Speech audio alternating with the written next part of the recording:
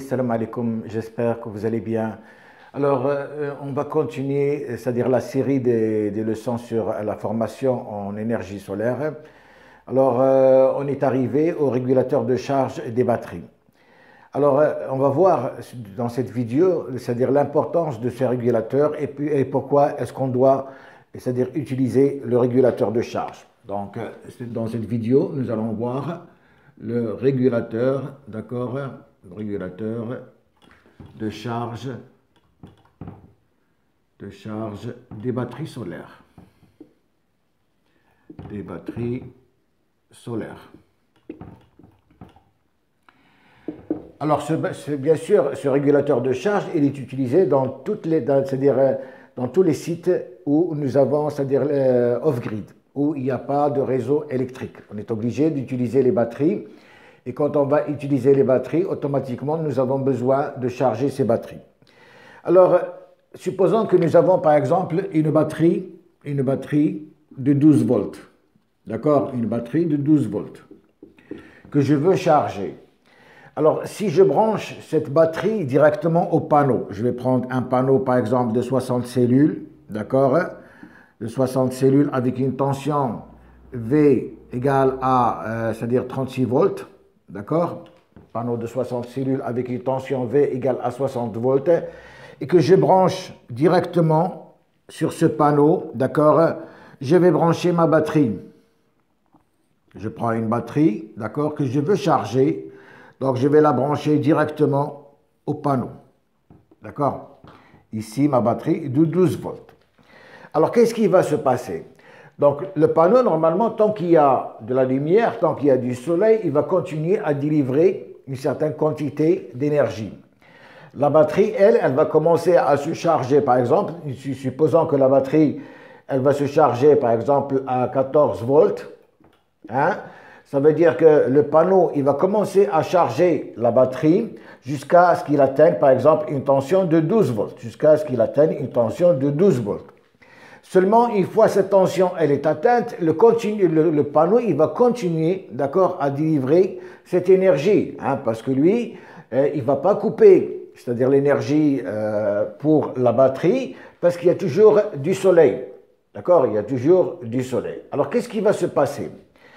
À ce moment-là, une fois la tension, c'est-à-dire la batterie, elle est pleine, il va y avoir évaporation de l'électrolyte. Il va y avoir évaporation de l'électrolyte. Donc, évaporation électrolyte. Et si nous avons une évaporation de l'électrolyte, automatiquement, nous allons endommager la batterie, et nous allons avoir un risque d'explosion.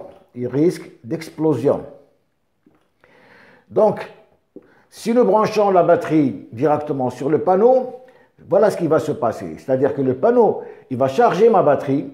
Une fois la batterie elle est chargée, il va continuer à délivrer, c'est-à-dire de l'énergie électrique à la batterie. Et qu'est-ce qui va se passer? La batterie va gonfler. Il va y avoir une évaporation de l'électrolyte et nous allons l'endommager. Il va y avoir également risque d'explosion de la batterie. Donc, il est déconseillé, hein, de brancher directement la batterie au panneau solaire. C'est bon. Donc ici, c'est l'utilité du régulateur que nous allons voir tout de suite. Alors, le régulateur nuit, normalement, c'est-à-dire dans l'installation, donc j'ai mon installation solaire, d'accord, j'ai mon panneau photovoltaïque, j'ai ma batterie, d'accord. Donc, je dois interposer entre la batterie et le panneau un organe qu'on appelle le régulateur. Hein, voilà le régulateur, d'accord, qu'on appelle le régulateur. Hein. Et ce régulateur, c'est lui, c'est-à-dire qu'il va recevoir l'énergie électrique à partir du panneau. Il va recevoir l'énergie électrique du panneau et il va délivrer, d'accord, la quantité nécessaire, hein, la quantité nécessaire d'énergie à la batterie. Ça veut dire que il va commencer, par exemple, si j'ai une batterie de 12 volts, il va commencer à charger ma batterie, par exemple, à partir de 14 volts. Et une fois, hein, la tension elle est atteinte, elle atteint, par exemple, 12 volts, il va s'arrêter. Il ne va plus continuer à charger la batterie. Chose qui est importante.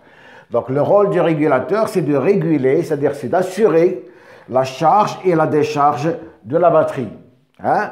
Parce qu'une fois la batterie, par exemple, va être déchargée et va atteindre une tension de 9 volts, il va redémarrer, c'est-à-dire il va ouvrir le circuit et il va commencer à charger la batterie. Hein? Ça, c'est le rôle de ce régulateur, hein, qui est très important.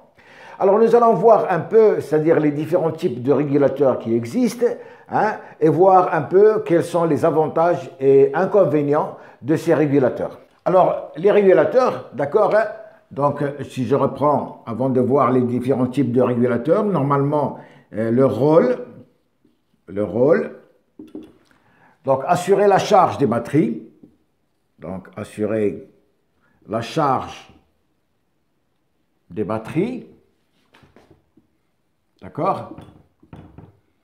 Assurer la charge des batteries en réglant la tension, de charge nécessaire, la tension qui est en général 12, 24, 36 ou 48 volts, d'accord? Il a comme rôle d'arrêter le processus, de charge, arrêter le processus de charge. Hein? Une fois la batterie est chargée, il doit arrêter le processus de charge. Et il doit également protéger la batterie contre la décharge profonde. Protéger la batterie contre la décharge profonde. La batterie contre la décharge profonde. D'accord? Donc voilà un peu les principaux rôles, d'accord, que joue un régulateur. Hein? Il va assurer la charge de la batterie, d'accord, en réglant la tension nécessaire de charge pour les batteries 12, 24, 36 ou 48 volts. Il va arrêter le processus de charge. Une fois la batterie est chargée, il doit arrêter le processus de charge. Il doit protéger la batterie contre la décharge profonde. Hein, chose qu'on a vue, c'est-à-dire une batterie ne doit jamais être déchargée à 100%. Donc très souvent, les batteries, nous devons les décharger à 50% et puis relancer le processus de charge. Donc voilà un peu les 3 critères importants que doit assurer un régulateur de charge. C'est bon?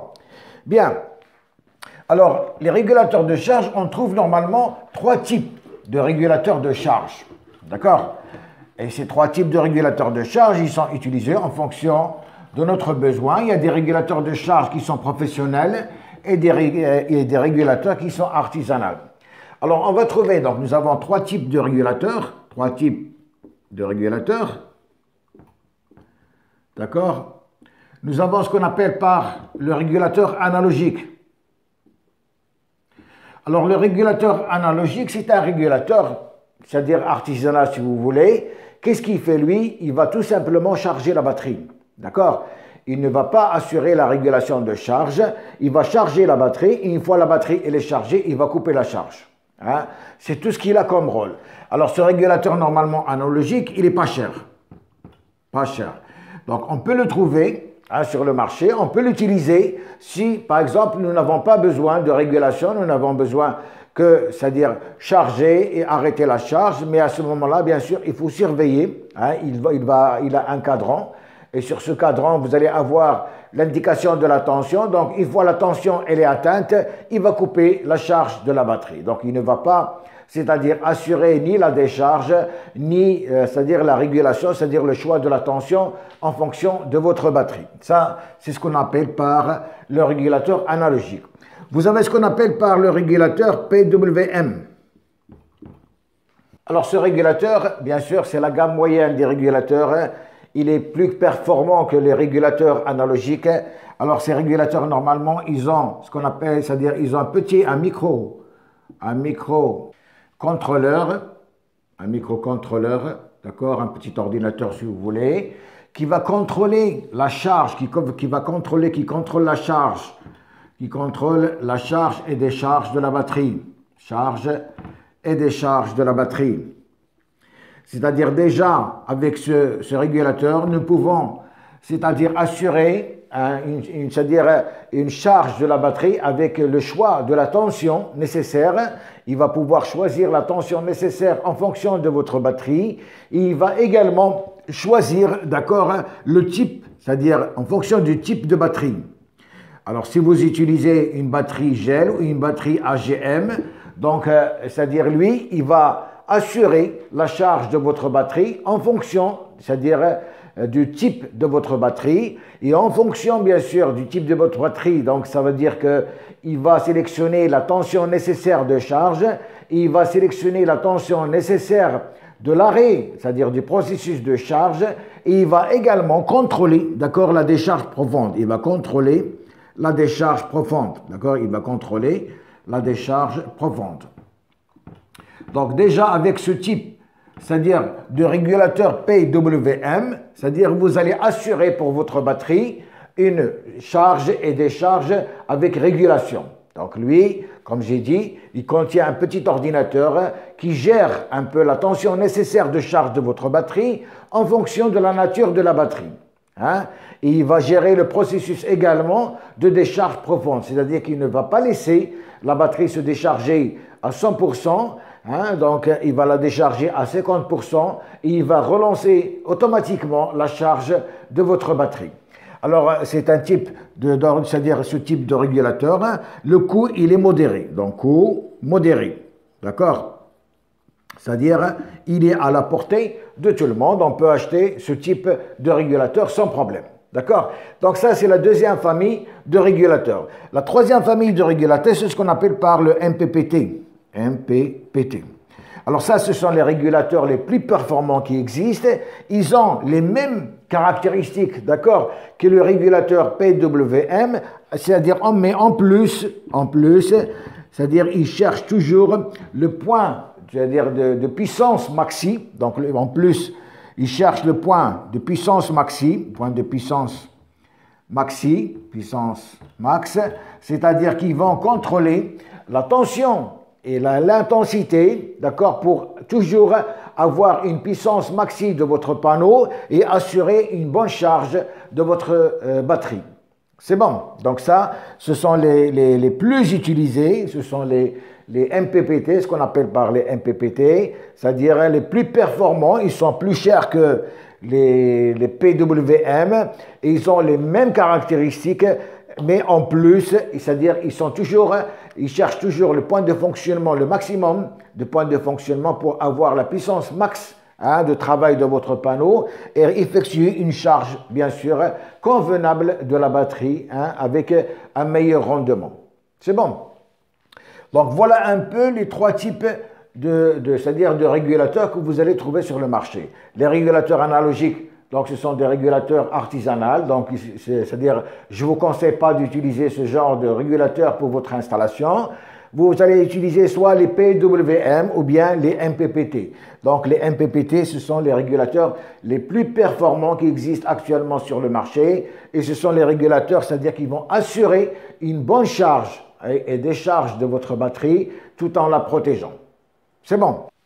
Bien, nous allons voir tout de suite, c'est-à-dire comment est-ce qu'on peut faire le choix, c'est-à-dire entre le régulateur PWM ou le régulateur MPPT, d'accord, quels sont les critères qui vont nous permettre, d'accord, de choisir entre ces deux régulateurs. Donc ici, je viens de prendre, c'est-à-dire un cas réel, d'accord, par exemple, j'ai un panneau de 100 watts et j'ai une batterie, par exemple, de 12 volts. Alors, si je branche, alors ce panneau, il a une tension VMP de 18 volts et il a un courant de 3 ampères, d'accord. Alors, si je le branche avec un régulateur PWM, et si je le branche avec un régulateur MPPT. Alors, je vais prendre les mesures réelles, d'accord? Je vais mesurer, c'est-à-dire je vais prendre des mesures réelles, d'accord, à la sortie de mon régulateur.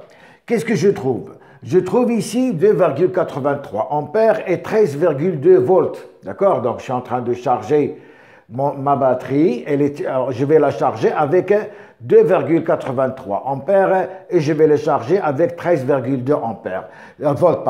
C'est-à-dire que je vais récupérer de mon panneau 37,3 watts. C'est tout ce que je suis en train de récupérer de mon panneau. Si j'utilise un régulateur MPPT, ce régulateur, on a dit qu'il est toujours en train de chercher le point de fonctionnement maximum. Donc ici, je remarque que c'est-à-dire que comment dirais-je, mon régulateur, il va, c'est-à-dire faire charger ma batterie avec 4,75 ampères et 14,1 volts. D'accord? Qu'est-ce que ça veut dire? Ça veut dire, bon, ici j'avais, c'est-à-dire un ampérage ici de 3 ampères, ici une tension de 18 volts. Je remarque ici que par exemple, j'ai perdu à peu près 4 volts de tension, mais je les ai récupérés en intensité, puisque c'est comme si vous voulez, c'est une compensation. C'est-à-dire ici, je n'ai que 3 ampères, je me retrouve avec 4,75 ampères et une réduction de tension au lieu du 18, 14,1. Ça veut dire que si je regarde la courbe qu'on avait vue auparavant, d'accord, c'est-à-dire que lui, il est toujours en train, d'accord, toujours en train de chercher ce point. Ce qu'il a perdu, c'est-à-dire en tension, il l'a récupéré en intensité. Hein, il a fait une compensation. Hein. Ici, vous voyez que j'ai une augmentation d'ampérage de 4,75 par rapport à 3 ampères. J'ai une réduction c'est-à-dire de voltage c'est-à-dire 14,1 au lieu du 18 volts. Donc j'ai une compensation et je me retrouve avec une extraction de puissance de 67 watts. Donc ici, j'ai à peu près, c'est-à-dire plus 30% sur le rendement.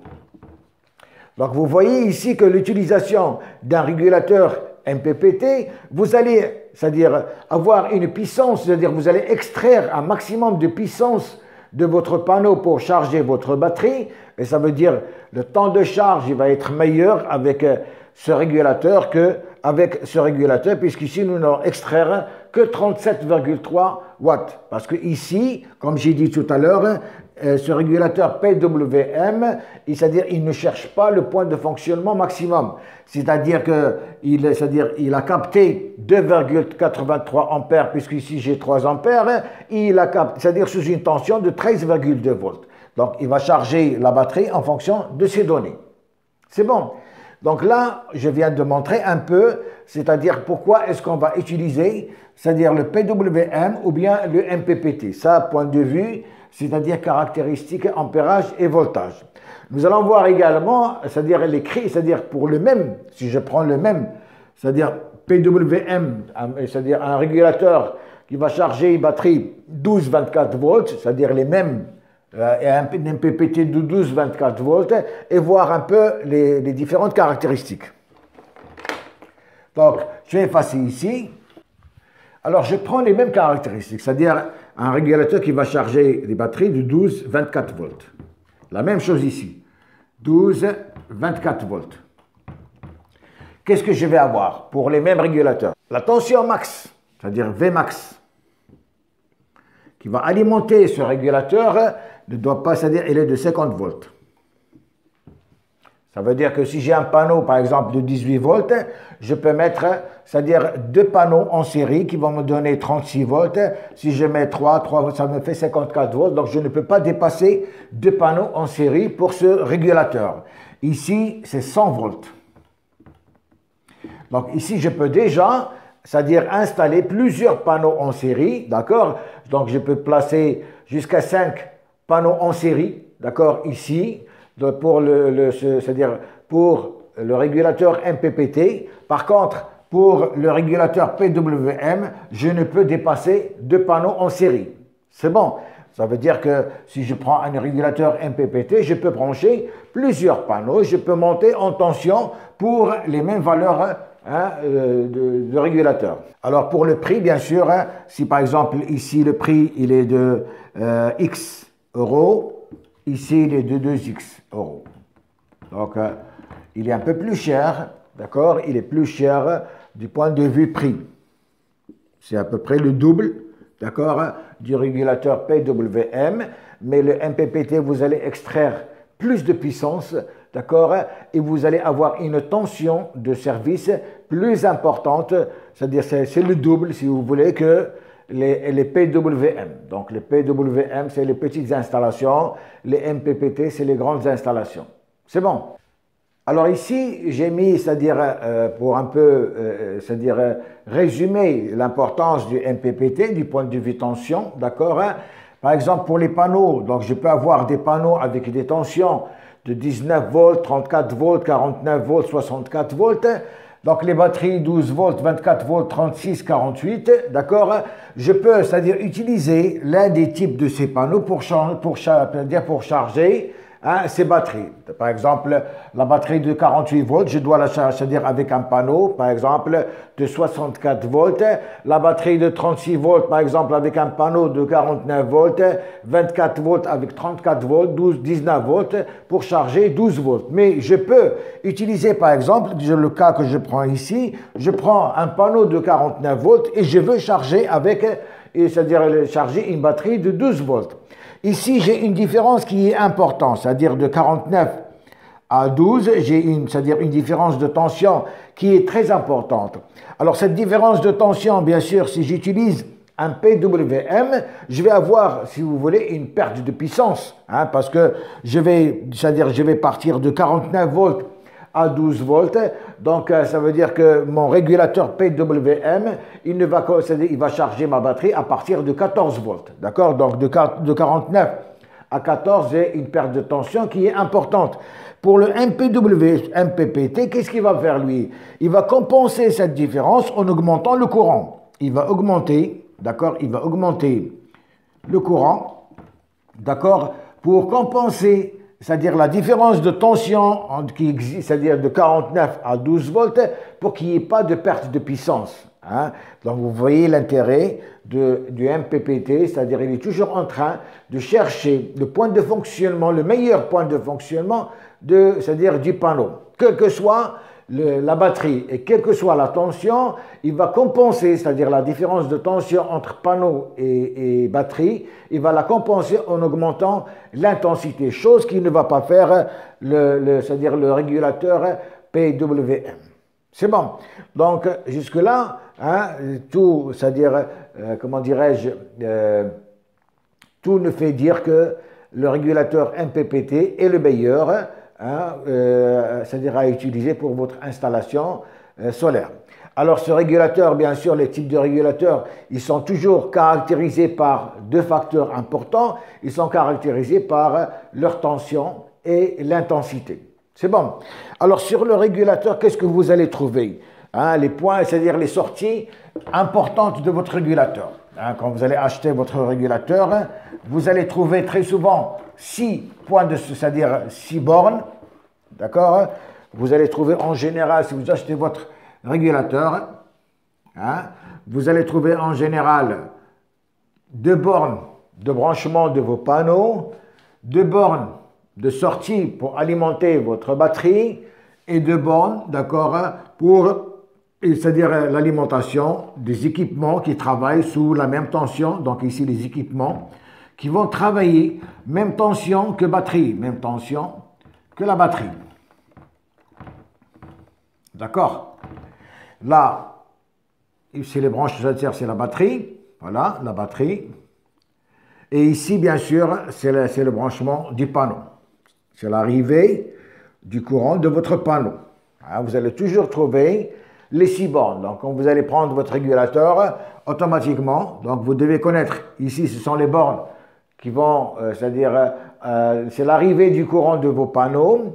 Les bornes du milieu, c'est ce qui vont alimenter votre batterie. Et ici, bien sûr, vous pouvez avoir, hein, c'est-à-dire des équipements qui travaillent avec la même tension que votre batterie. Vous allez pouvoir les alimenter d'ici. Alors attention, ne faites jamais, n'alimentez jamais, c'est-à-dire comment dirais-je, les équipements que vous avez, ne les alimentez jamais à partir de la batterie. Pourquoi? Parce que ici, vous allez avoir une alimentation, c'est-à-dire vous allez décharger, ici vous allez décharger la batterie, d'accord, en fonction c'est-à-dire de l'utilisation. Et en déchargeant la batterie, vous allez atteindre, c'est-à-dire une décharge profonde, par exemple, de 50%. Et si, par exemple, vous allez passer par le régulateur, il va couper, hein, il va couper, c'est-à-dire l'alimentation de vos équipements, il va charger la batterie, hein, comme ça, elle ne va pas se détériorer. Par contre, si vous branchez directement vos équipements à la sortie de la batterie, qu'est-ce qui va se passer? Vous allez continuer à décharger la batterie. Le régulateur, il ne va pas détecter qu'il y a une décharge profonde. Et qu'est-ce qui va se passer? Vous allez tout simplement esquinter votre batterie. C'est bon. Donc, faites très attention à ce point. Donc, voilà, on vient de voir un peu les différents types de régulateurs. Alors, la dernière des choses que je tiens à préciser, si vous achetez un régulateur, avant de l'acheter, regardez la fiche technique. D'accord, c'est très important, regardez la fiche technique. Et sur cette fiche technique, hein, regardez un peu, c'est-à-dire la tension, et regardez l'intensité, c'est-à-dire de travail de votre régulateur. Hein, la tension et l'intensité de votre régulateur. Regardez un peu ces critères qui sont très importants à ne pas négliger. Et bien sûr, sur le régulateur, vous allez trouver toujours, c'est-à-dire qu'il va charger par exemple des batteries 12, 24 par exemple. Il peut charger en même temps une batterie de 12 volts et il peut charger également une batterie de 24 volts comme il peut, c'est-à-dire charger deux batteries de 12 volts pour avoir 24 volts. Donc il faut faire attention également à la tension. Donc la tension d'alimentation, c'est-à-dire ici, la tension que vous allez trouver, par exemple, je prends le cas des régulateurs Victron, par exemple, vous allez trouver 150, 80 ampères. Donc 150 volts, ça veut dire c'est la tension maxi à la sortie des panneaux. Hein. 80 volts, 80 ampères également, c'est l'intensité maxi à la sortie des panneaux si toutefois vous les montez en parallèle. Et ici, si toutefois vous les montez en série. Alors c'est très important, donc vérifiez la tension c'est-à-dire d'alimentation des panneaux, vérifiez l'intensité à la sortie de vos panneaux, vérifiez, c'est-à-dire la tension c'est-à-dire de charge de votre régulateur, il va bien charger les batteries de 12-24 volts par exemple. D'accord, hein? Et puis si vous avez plusieurs batteries à mettre en série, par exemple, il peut, c'est-à-dire jusqu'à 48 volts, donc il faut avoir un régulateur qui va charger jusqu'à 48 volts. C'est bon. Donc voilà, c'était un peu, c'est-à-dire un bref aperçu sur les régulateurs. Hein. Donc avec ça, vous allez pouvoir choisir votre régulateur sans problème. Sachez tout simplement que le régulateur MPPT est le meilleur, même s'il est un peu plus cher, mais vous allez, c'est-à-dire conserver votre installation, surtout si, par exemple, vous allez investir pas mal d'argent. Hein. Donc, il est utilisé là où vous avez des batteries, là où il y a une installation off-grid. C'est bon. Voilà, j'espère que cette vidéo va vous servir à quelque chose. On se reverra la prochaine fois pour d'autres vidéos. D'ici là, je vous remercie. À la prochaine.